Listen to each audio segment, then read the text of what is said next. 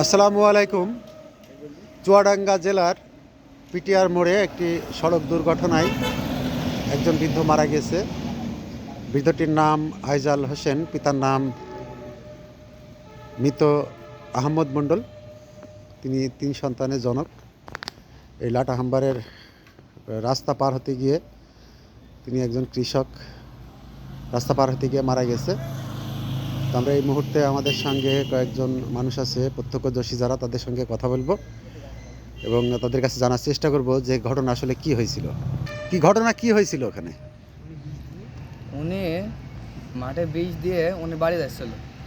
এবার বাজারের দিক থেকে ওই গাড়িটা চুয়াডাঙ্গার দিকে যাচ্ছিল, কিন্তু গাড়িটার ড্রাইভারের কোনো খোঁজ নেই। ড্রাইভারটা মনে করেন যে মারার পরেই পালায় আসছে।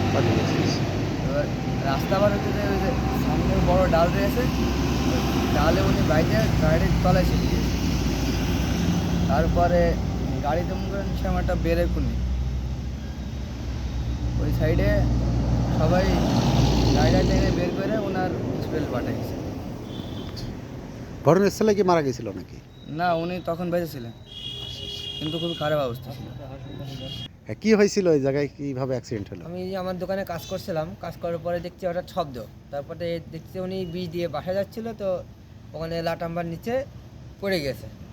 লাটাম্বারে ওনাকে শেষিয়ে নিয়ে গেছে, নিয়ে যাওয়ার পরে ওনার হাত মুখ ভেঙে মাথার ওপর দিয়ে পার হয়ে গেছে গাড়িটা।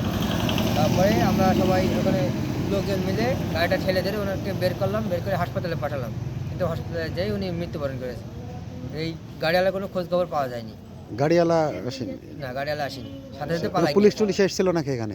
না, পুলিশ টুলিশ আসেনি। আচ্ছা আচ্ছা।